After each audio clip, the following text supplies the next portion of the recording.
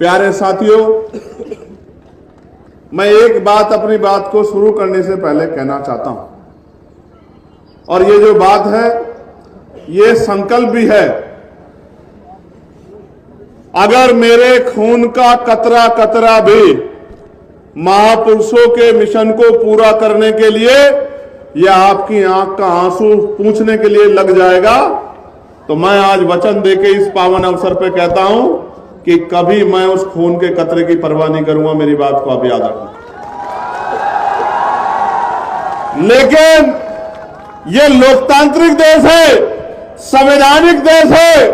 यहां लाठी डंडे बंदूकों से आप हिंसा तो कर सकते हैं, लेकिन स्वाभिमान सम्मान का जीवन प्राप्त नहीं कर सकते। और हमें अपने महापुरुषों से सीखना पड़ेगा। अगर हमारे महापुरुष चाहते तो वो हिंसा का रास्ता इख्तियार कर लेते, लेकिन हिंसा हमारे महापुरुषों ने हमें नहीं सिखाई। हम संविधानवादी लोग, अगर हमें कोई कटु शब्द कहता है तो हम शब्दों के बाणों के आधार पर उसका जवाब देते हैं और तर्क के साथ जवाब देते हैं। आज का जो कार्यक्रम है ये मेरे लिए महत्वपूर्ण है, क्योंकि ये जो कार्यक्रम है और इसमें जो कमजोर वर्ग का नौजवान आया है, उस नौजवान को मैं संदेश देने के लिए आया।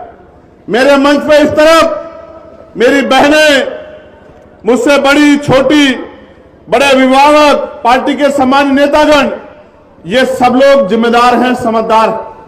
लेकिन असली चिंता आपको लेकर है, असली चिंता आपको लेकर है कि अगर आप नौजवानों ने ये ऐसो आराम, अंधविश्वास, पाखंडवाद का जीवन छोड़ के समाज का नेतृत्व करने के लिए अब निर्णय नहीं लिया, संकल्प नहीं लिया, तो वो दिन दूर नहीं कि हम इस देश में पुनः गुलाम हो जाएंगे, जिस तरह के आज हालात बने हुए हैं देश के अंदर। इसलिए मैं यहां से शुरू करूंगा, क्योंकि कार्यक्रम के संयोजक हमारा पाल समाज का परिवार है, जिनकी इच्छा थी कि मैं यहां आऊं, और आपने जो भाईचारा बनाकर संदेश देने का काम किया है, इससे शाम तक लखनऊ की नींद तो खराब होगी, लेकिन रात में नींद दिल्ली के लोगों को भी नहीं आएगी। मेरी बात को आप याद रखें। प्यारे साथियों, कमजोरों वर्ग में जो पिछड़ा वर्ग है, यह राजनीतिक भाईचारा नहीं है। मैं आज के नौजवानों को बता देना चाहता हूं कि इस देश में समता, समानता, बंधुत्व, भाईचारे का जो आंदोलन नायकों के रूप में चलाया है, आज की जाति व्यवस्था में मैं बस आपको बताना चाहता हूं। आप घर जाके चिंतन मनन करना कि मैंने जो बात आपसे कही वो क्यों कही और आपको करना क्या है। राष्ट्रपिता ज्योतिबा फूले, मां सावित्रीबाई फूले, जिन्होंने शिक्षा का अधिकार दिलाने का काम किया, जिन्होंने अन्याय, अत्याचार, अपमान सहने का काम किया, जिन्होंने उस समय में 2 दर्जन के करीब स्कूल खोल के कमजोर वर्गों के बच्चों को, बेटियों को, बेटों को पढ़ाने का काम किया, वो राष्ट्रपिता ज्योतिबा फूले आज जाति व्यवस्था में पिछड़े वर्ग से आते हैं, जिनको हम सैनी कहते हैं, मौर्य कहते हैं, साक्य कहते हैं, कुशवा कहते हैं। ये पूरा एक वंश है, और ये राष्ट्रपिता ज्योतिबा फूले हमारे लिए बाबा साहब अंबेडकर से पहले हमारे नायक हैं, हमारे गुरु। उनके बाद आरक्षण के जो जनक हैं, जिन्होंने 1902 में आरक्षण पिछड़े वर्गों के लिए लागू किया, वो छत्रपति साहू जी महाराज, जिनको हम लोग कुर्मी वंश के रूप में जानते हैं, वो भी पिछड़े वर्ग के, आज की जाति व्यवस्था में पिछड़े वर्ग में आते हैं। उनके बाद जिन्होंने अंधविश्वास, पाखंडवाद पर चोट की, ईवी पेरियार, रामा नायकर स्वामी, आज का जो हमारा पाल बघेल समाज है, वो इसी समाज के रूप में और हमारे नायक के रूप में चमक रहे हैं। पेरियार ललन यादव, बाबू जगदेव प्रसाद कुशवाहा, जननायक कपूरी ठाकुर, ये सब महापुरुष जिन्होंने हमें संघर्ष करना सिखाया, सामाजिक न्याय सिखाया, ये पिछड़े वर्ग के लोग हैं। और आप जानते हैं, बाबा साहब अंबेडकर ने 3 महापुरुषों को अपना गुरु माना। किनको? महामानव तथागत बुद्ध को, गुरु कबीर को, और जिनको देखा नहीं, क्योंकि बाबा साहब 1891 में अवतरण हुआ उनका, और 1990 में राष्ट्रपिता ज्योतिबा फूले यहां से परिनिर्वाण प्राप्त कर गए। जिनको देखा नहीं, उनके संघर्ष, उनके विचार और उनके तमाम तरह के जो कार्य उन्होंने किए, उसके आधार पर उन्होंने गुरु माना। तो जिनको बाबा साहब ने गुरु माना, वो हमारे गुरु हुए नहीं हुए? आप बताओ, दोनों हाथ उठाकर बताओ, हुए नहीं हुए? बहुत अच्छी बात। मैं ये बात आपको इसलिए कह रहा हूं कि ये पिछड़ा वर्ग जो है, ये हमारा परिवार है और अपने परिवार के साथ हमें मिलजुल के रहना है। किसी भी कीमत पे हमारा भाईचारा कमजोर नहीं पड़ना चाहिए। इसलिए बात मैंने आपके सामने रखी, क्योंकि समाज जातियों में बटा हुआ है, समाज धर्मों में बटा हुआ है, और क्योंकि हम जाति व्यवस्था में जब पैदा होते हैं तो मेरा चाचा भी मेरी जाति का, मेरा मामा भी मेरी जाति का, मेरी बुआ भी मेरी जाति की, मेरा फूफा भी मेरी जाति का, मेरा दादा भी मेरी जाति का, मेरी मौसी भी मेरी जाति की। ऐसे जाति व्यवस्था के मक्कड़ जाल में हम लोग पैदा होते हैं कि हम जाति को श्रेष्ठ मानते हैं। लेकिन इस देश का कड़वा सच ये है कि पहले वर्ण और फिर जातियां वो लोगों को कुचलने के लिए और ऊंच नीच की भावना को बढ़ाने के लिए इस देश में बनाई गई। एक ही प्रक्रिया से पैदा हुआ बच्चा, जिसके माथे पे कुदरत ने कुछ नहीं लिख के भेजा, ना जाति, ना धर्म, ना वंश, उसको इतने भागों में बांट के व्यवस्था ने इस देश में कमजोर वर्गों के लोगों को हाशिए पर रखने का जो षड्यंत्र किया है, उससे हमें खबरदार होना पड़ेगा। इस देश में दो ही विचारधारा है, एक जो मानवतावादी विचारधारा, जिसके पहरेदार हम लोग खड़े हैं, जिसके पहरेदार आप लोग, जिसके पहरा देने के लिए आज इतनी बड़ी संख्या में आशीर्वाद देने के लिए मेरी माए बहनें आए हैं, और एक दूसरी विचारधारा जिसको हम गैर बराबरी पर आधारित मनुवादी विचारधारा कहते हैं, जो ऊंच नीच की बात करती है, जो छोटे बड़े की बात करती है, जो ऊंचे नीचे की बात करती है, जो अमीर गरीब की बात करती है। इन दोनों विचारधाराओं में बहुत कम अंतर है। एक विचारधारा 4 पे टिकी है। 4 है वो आम वाला है। पहला है अंधविश्वास।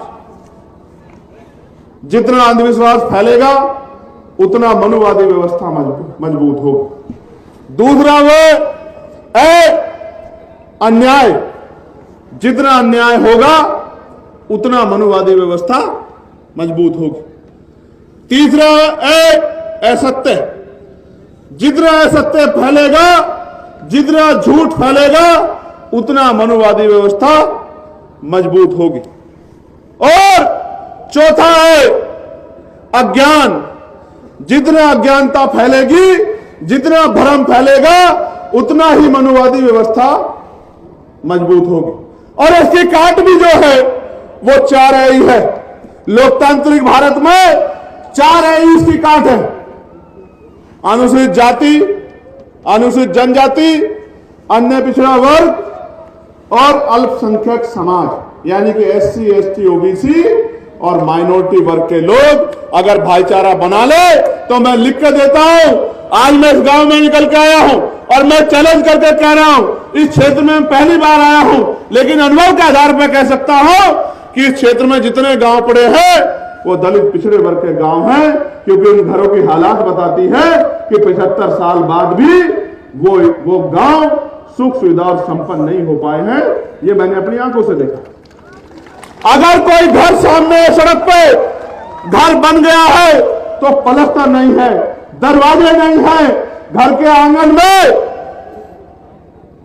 जो व्यवस्था है वो खुद बताती है कि इस परिवार का आदमी सुबह कमाने जाता है, तब शाम के टाइम बच्चों के पेट में रोटी और उनके लिए व्यवस्था होती है। ये किसकी देन है? क्या ये देश गरीब है? नहीं। मैं लोकसभा का सदस्य हूं, मैं लोकसभा में बैठ के हर एक चीज पे ध्यान देता हूं। देश गरीब नहीं है, लेकिन इस देश का धन, इस देश की संपत्ति, इस देश की जमीन चंद मुट्ठी भर लोगों के हाथ में। जब तक धन धरती राजपाट का बराबर बराबर बंटवारा नहीं होगा, तब तक इस देश में सामाजिक न्याय नहीं हो सकता है। मेरी बात को आप याद रखना।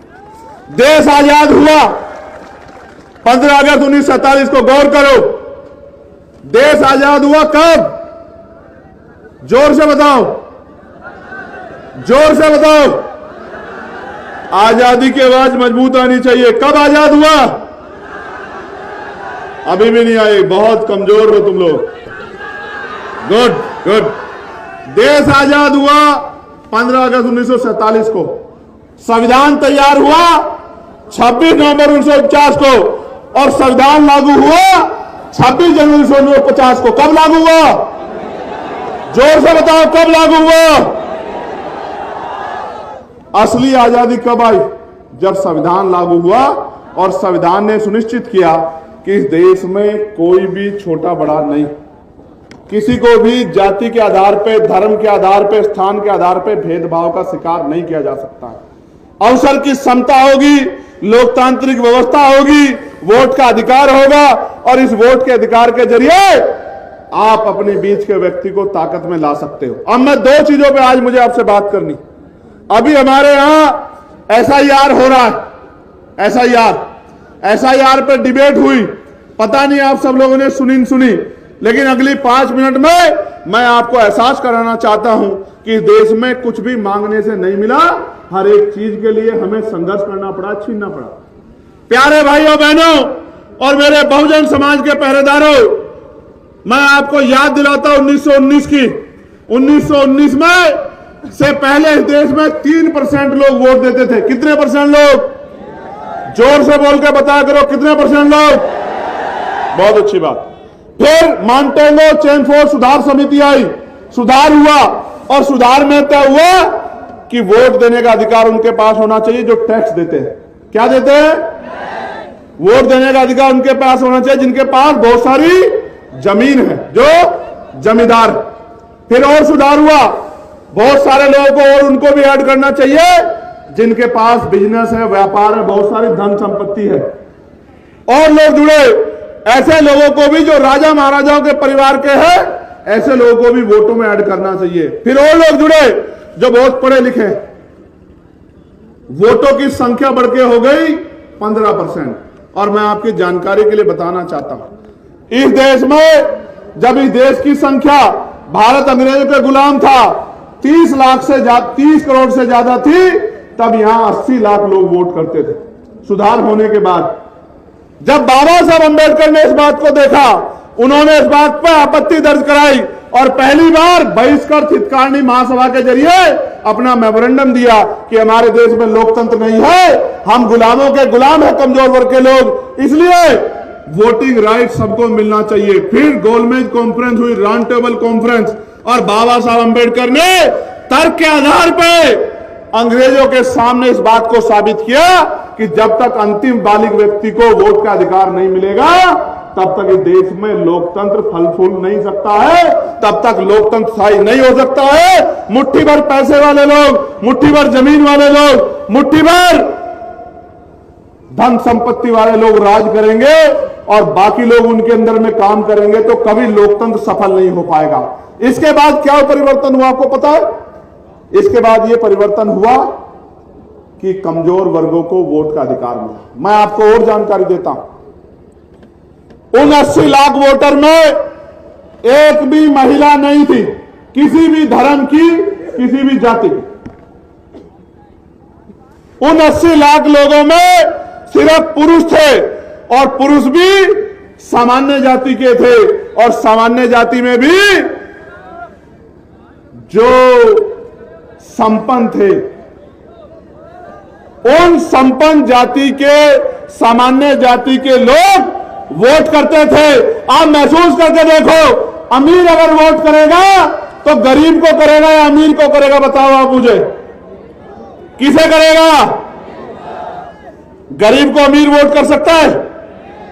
इसलिए बाबा साहब ने कहा कि अंतिम व्यक्ति को वोट का अधिकार मिलना चाहिए, और बाबा साहब अंबेडकर की सिफारिशों पे इस देश के करोड़ों दलितों, पिछड़ों, आदिवासियों, महिलाओं और जो अन्य धार्मिक अल्पसंख्यक हैं, वो भी उन सबको, जिनमें जैन हैं, सिख हैं, बौद्ध हैं, मुसलमान हैं, सबको वोटिंग राइट मिलने का काम हुआ। और ये 22 देश संविधान की देन है कि नेहरू जी की बिटिया इंदिरा गांधी जी देश की प्राइम मिनिस्टर बनी, सुचित्रा कृपलानी उत्तर प्रदेश की पहली मुख्यमंत्री बनी, आदरणीय बहन जी कमजोर वर्गों की तरफ से मुख्यमंत्री बनी।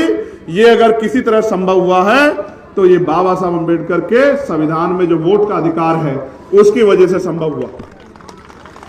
और बताता हूं आपको, क्योंकि आज ज्ञान का जो सागर है उसको आपके बीच तक लेके आना। इन सब चीजों में ये जो वोटिंग राइट मिला, ये पहले 21 साल के लोगों के लिए था, फिर इसमें परिवर्तन हुआ, 18 साल के व्यक्ति को वोटिंग राइट मिला। तो आपको वोटिंग राइट कहां से मिला, पता लगा आपको? किसने दिलाया आपको वोटिंग राइट? किसने दिलाया?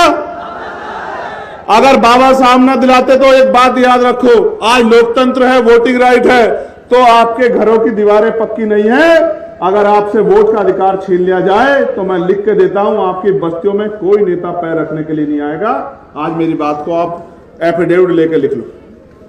यह वोट का अधिकार है जो बड़े बड़े कुर्ते वाले, बड़ी बड़ी गाड़ी वाले, बड़े बड़े बंगलों वाले, राजा महाराजाओं के वंशज हमारी गलियों में, हमारी बस्तियों में आते हैं, हमारे पैर छूते हैं, हमारे पैरों को हाथ लगाते हैं, हमारी माँ बहनों से अपने सर पे हाथ रखवाते हैं, हमारे बीच में बैठ के खाना खाते हैं, झूठे भाईचारे का दिखावा करते हैं, और सिर्फ इसलिए आते हैं कि इनकी वोट हमें मिल जाए और इनकी वोट लेके हम लोग राजा बन जाए। इस देश में कब तक कमजोर वर्गों के लोग लुटते पिटते ठगे जाते रहेंगे, इसका फैसला आने वाली पीढ़ी को करना है। प्यारे साथियों, इस देश में पिछड़े वर्ग के लोगों के लिए काका कालेकर आयोग कमीशन बना। काका कालेकर आयोग से पहले जब 1931 में गणना हुई थी तो 52% पिछड़ा वर्ग था। कितने परसेंट? 52%। काका कालेकर आयोग की रिपोर्ट आई, केंद्र की जो सरकार थी कांग्रेस की, उसने कचरे के डब्बे में फेंक दी। लंबे समय तक कचरे के डब्बे में पड़ी रही फाइल। फिर उसके बाद मंडल कमीशन बना और उससे पहले सरकार ने झुंझुनू देने के लिए पिछड़े वर्ग आयोग की बात कही, लेकिन कभी उसको संपूर्ण नहीं किया। फिर इस देश में मंडल कमीशन बना और मंडल कमीशन की सिफारिश लागू हुई, और मंडल कमीशन जब लागू हुआ, सिफारिश लागू हुई, 2 सिफारिशों से यह तय हुआ कि 27% रिजर्वेशन ओबीसी के भाइयों को मिलेगा। और कई प्रदेश ऐसे हैं, लोकतांत्रिक व्यवस्था है, हमारी संख्या है, लेकिन उसके बावजूद भी कई प्रदेश ऐसे हैं जहां आज तक भी 27% कॉन्स्टिट्यूशनल रिजर्वेशन नहीं मिलता है। मध्य प्रदेश में अभी भी 27% मिल जाए, इसकी लड़ाई लड़ रहे हैं। लेकिन असल तो होना चाहिए था कि पिछड़े वर्ग के लोगों को 52% आबादी को 52% हिस्सेदारी मिलनी चाहिए थी। असल तो यह होना चाहिए था, मगर यह नहीं हुआ।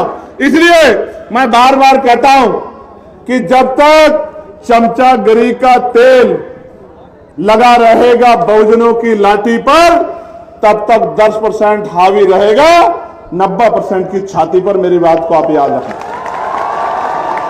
ये चमचागिरी का तेल जब तक नहीं उतारोगे, जब आपका मंडल कमीशन का आंदोलन चला जिसकी 2 सिफारिशें लागू हुई, तब इस देश में धार्मिक यात्रा निकाल के कमंडल की आपके पूरे आंदोलन को कुचलने का काम इस देश में जो लोग राजकाज में बैठे उन लोगों ने किया, और आप लोग आपस में लड़ते रहे।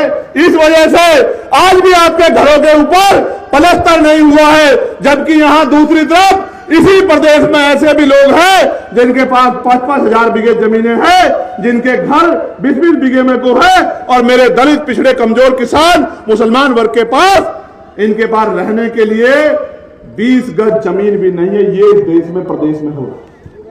प्यारे साथियों, मैं आपको बहुत जिम्मेदारी से कह रहा हूं, मैं तो आपके साथ हर जगह खड़ा रहता हूं।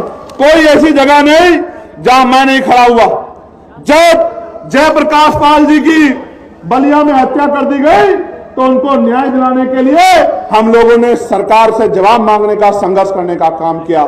जब मेरठ में आकाश पाल की पीट के हत्या कर दी गई, इतनी वैसी भी वो हत्या, इस तरह के हालात थे कि उस बच्चे को देख नहीं पा रहे थे।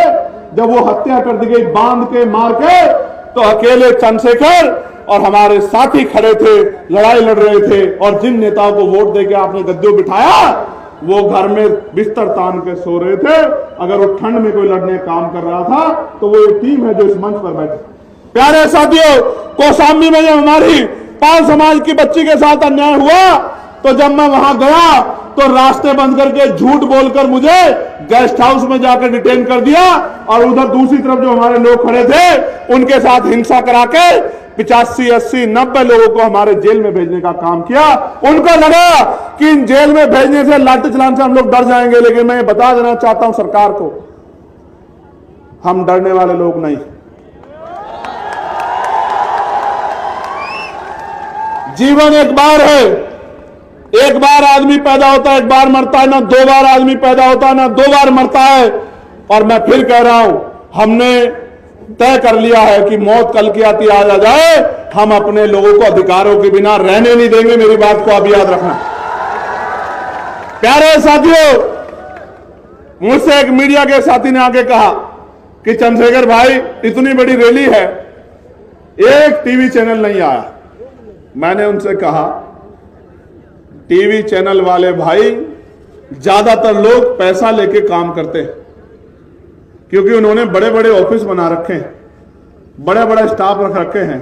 हम लोगों को देहमाल, हम लोगों के पास देने को पैसे नहीं है, इसलिए वो हमारी रैलियों कवर नहीं करने आते। तो मैं बहुजन मीडिया के एक एक साथी का बहुत बहुत धन्यवाद करूंगा, जो वहां अपना काम छोड़ के आए हैं और हमारे आंदोलन को मजबूत करने का काम कर रहे हैं। और मैं ये जो हमारे सोशल मीडिया के बहादुर शेर बैठे हैं, इनको भी बहुत बहुत धन्यवाद करता हूं।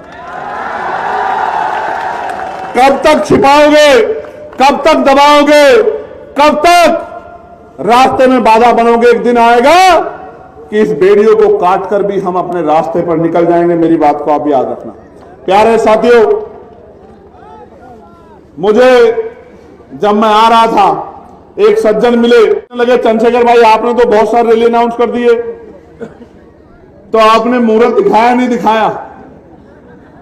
मैंने उनसे कहा, पहले मैंने उनकी तरफ देखा, फिर मैंने उनको कहा कि आपके सुझाव के लिए मैं धन्यवाद देता हूं, लेकिन ना तो मैं मुहूर्त देख के पैदा हुआ हूं कि मुहूर्त शुभ है या अशुभ है, ना ही मैं मुहूर्त शुभ अशुभ देख के मरूंगा, और ना ही मैं मुहूर्त देख के कोई काम निश्चित करता हूं। मैं तो मानता हूं हमारे लिए सबसे शुभ मुहूर्त वो है जिस दिन हम वोट डालने जाते हैं और हम अपने फैसले को निर्धारण करने के लिए जाते हैं कि हम किसको ताकत देने जा रहे हैं। मैं आपको भी कह रहा हूं, एक सवाल यहां आया था कि चंद्रशेखर भाई लोग तो बहुत आते हैं लेकिन वोट नहीं मिलता। मैं आपसे पूछना चाहता हूं, क्या हमारे काम में कोई कमी है? नहीं, दोनों हाथ उठा के बताओ। क्या अभी भी हमें कोई परीक्षा देनी बाकी है? अगर ताकत बनेगी तो क्या बदलाव होगा पता है आपको? मैं बताता हूं क्या बदलाव होगा। ताकत बनेगी तो 69,000 शिक्षक भर्ती में जो घोटाला हुआ है, वो घोटाला किसी भी कीमत पे नहीं होगा। मेरी बात को आप याद रखें। ताकत बनेगी तो जो लेखपाल भर्ती में 700 से ज्यादा सीटों का घोटाला करने का काम सरकार ने किया है, वो घोटाला करने की हिम्मत सरकार नहीं जुटा पाएगी।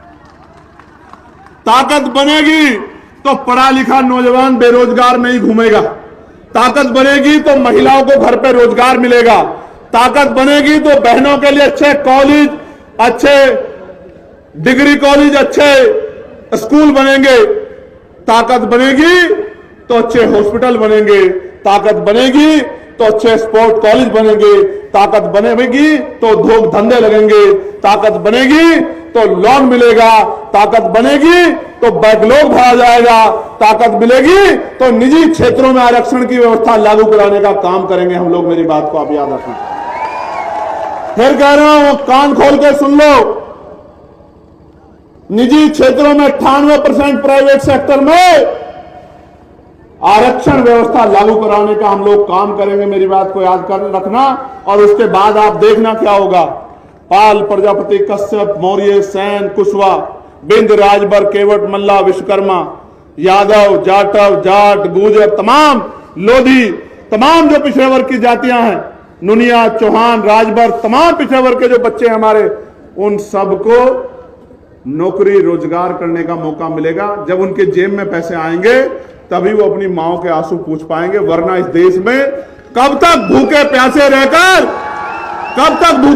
रहकर आप लोग अन्याय अत्याचार सहते रहोगे। प्यारे भाइयों, आपने भाईचारा सम्मेलन रखा है। भाईचारा सम्मेलन तो सफल बना दिया है। भाईचारा बनाओगे नहीं बनाओगे? बताओ, जोर से बताओ, बनाओगे नहीं बनाओगे? भाईचारा बनेगा तो क्या होगा पता है? भाईचारा बनेगा तो राज आएगा, और राज आएगा तो स्वाभिमान सम्मान का जीवन लेके आएगा। मेरी बात को आप याद रखना। मैं तो एक गरीब परिवार में जन्मा। मेरी मां दूसरों के खेत से घास लेके आती थी। मैं स्कूल से आता था, उस घास की गठरी को पकड़ के लेके आता था कि अपनी मां का बोझ थोड़ा सा कम कर सकूं। और मेरी मां इसलिए घास लेके आती थी कि दूध बेच के वो कुछ पैसे जुटा सके और हमारी जरूरतें पूरी कर सके। आज भी हमारी माएं बहनें बहुत बड़े पैमाने पे खेत ना होते भी खेतों में जाके घास लाके दूध बेच के अपने घर को चलाने का काम करती। मैं ऐसी मातृशक्ति को जय भीम करता हूं। मैं उस मातृशक्ति की हिम्मत को दाद देता हूं। लेकिन मैं अपनी मां बहनों से कहना चाहता हूं, वो दिन दूर नहीं कि किसी के खेत में मेरी मां बहनों को जाने की जरूरत नहीं पड़ेगी। राज कहा जाएगा तो इस सारी सरकारी जमीन का बंटवारा करके गरीबों में बांटने का काम करेंगे हम लोग, याद रखें। मैं फिर कह रहा हूं, भले ही आपके पास नहीं आता हूं, भले ही आपके घरों तक नहीं पहुंचता हूं, भले ही आपसे हाथ नहीं मिला पाता हूं, लेकिन वचन देके कहता हूं, अगर आंदोलन आगे बढ़ता रहा और आपने सहयोग आशीर्वाद वोट के रूप में दिया तो वो दिन दूर नहीं कि हर घर में चंद्रशेखर काम के रूप में आएगा, आजाद समाज पार्टी काम के रूप में आएगी। जब आपके बच्चे को रोजगार मिलेगा, जब आपके घरों में सुख सुविधाएं आएंगी, और जब आंसू आएंगे तो वो खुशी के होंगे इस बात के कि इस बार हमारी ताकत बन गई, हमारी ताकत सफल होगी। इस ताकत को रोकने के लिए बहुत सारे लोग लगे हुए हैं, इस ताकत को रोकने के लिए। और वो ताकत मेरी नहीं रोकना चाहते, वो किसकी ताकत रोकना चाहते हैं? वो आपकी ताकत रोकना चाहते हैं, वो आपको कमजोर करना चाहते हैं। वो ये जानते हैं कि अगर इनकी ताकत बढ़ेगी तो उनके यहां मजदूरी कौन करेगा। मेरी बात को आप याद रखना। उनके बर्तन कौन बनाएगा, उनकी चटाई कौन बनाएगा, उनके खेतों में काम कौन करेगा। तमाम तरह के जो उनके अपमान का जो काम करना पड़ता है वो कौन करेगा। उनके सफाई का काम कौन करेगा, सीवर में कौन उतरेगा, मैला कौन उठाएगा।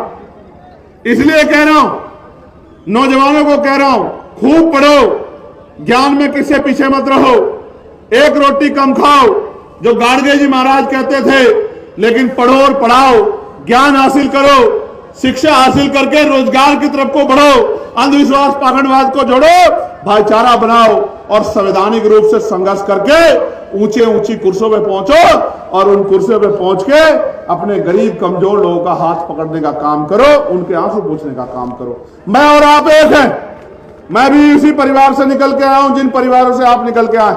मैं आपके प्यार को जानता हूं, मैं आपके संघर्ष को जानता हूं। मेरी एक आवाज पर चाहे दिल्ली हो या लखनऊ या मुजफ्फरनगर, आप दौड़े दौड़े चले जाते हो। लेकिन मेरे भाइयों, दौड़े दौड़े जाने से काम नहीं चलेगा। जब तक आप अपनी बस्तियों में गांव गांव जाके बूथ कमेटी नहीं बनाओगे, सेक्टर कमेटी नहीं बनाओगे, भाईचारा कमेटी नहीं बनाओगे, जब तक अपने क्षेत्रों में एकजुट पे समाज को एकजुट नहीं करोगे, तब तक आप सफल होने वाले नहीं। तो मेरे पास आगे पीछे नहीं आने की जरूरत नहीं, अपने क्षेत्रों को मजबूत करने की जरूरत है।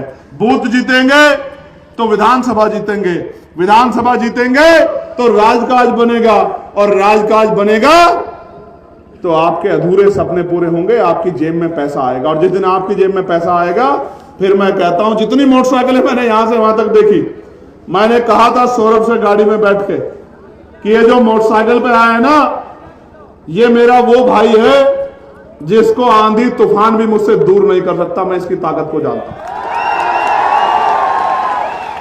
जिसको ना सर्दी की फिक्र है, जिसको ना गर्मी की फिक्र है, जिसको बरसात की फिक्र है, ना आंधी तूफान की फिक्र है। मगर मैं फिर कहता हूं, आप तो मेरे लिए इतना करते हो, अब मेरा नंबर है कि हम सब लोग भी आपके लिए कुछ करें। लेकिन तब काम तब आगे बढ़ेगा अगर अकेला इंजन जोर लगाता रहेगा तो स्पीड नहीं बनेगी। समझ रहे हो नहीं समझ रहे हो? देखो, चुनाव का समय आ रहा है, जिला पंचायत का, प्रधानी का, क्षेत्र पंचायत का। लाल, पीले, काले, गुलाबी, नारंगी बहुत आएंगे आपके बीच में। लेकिन जब आपकी आंख में आंसू आएगा तो ये नीले झंडे वाला आएगा। आएगा नहीं आएगा? आएगा नहीं आएगा? तो ये लाल, पीले,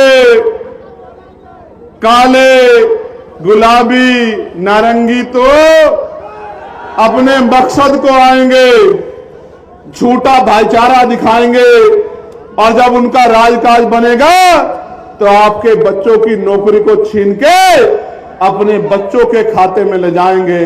और जब आपका राजकाज बनेगा तो हर गरीब को उसका हक मिलेगा। इस बात का मैं आपको विश्वास दिलाता हूं।